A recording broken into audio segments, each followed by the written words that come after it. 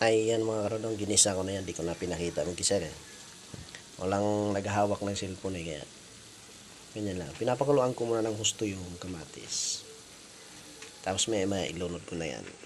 Yan ang aking mulmol. Yan, timplahan ko na lang yan. Ready na to eh. May timpla na to eh. Yan. Pero mas maganda talaga nito mga kadodong. Mas maraming kamatis. Yung hinog na hinog. Para malinamnam talaga yung nandun yung lasa ng kamatis eh. Dumidikit sa isda pag nilagay mo na dyan. Yan talagang pinakamasarap na maraming kamatis na hinog. Huwag naman yung overripe din. Kasi ibang lasa na rin yun eh. Yung hinog lang talaga siya na hindi siya lata. Kasi hindi naman tayo mga lahing ibang lahi na gustong gusto yung lata kasi i-blender nila yan pang spaghetti sauce yun.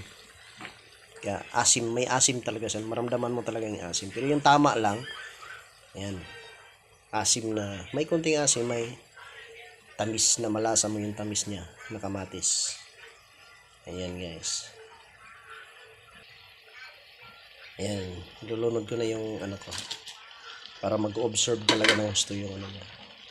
Pero sabi ko nga sa inyo, mas masarap talaga yung pinaka the best talaga maraming kamatis.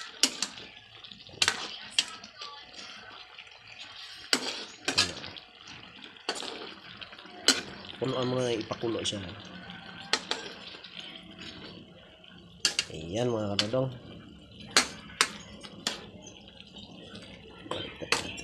Tumalon pa yung sibuyas. Ayan. Siyempre yung pinaka-the-best niya, sili. Kung gusto nyo may amanghang, lagyan wala ng sili na pula, yung maliliit. Ayan mga karodong, dito lang po muna. Ayan na po siya mga karodong. Pero may natira akong pinirito na nakita ko sa ref. Sinama ko na rin. Ayan ang aking salsyadong kinamatisan ko. Ayan, dito na lang po mga karodong. Salamat.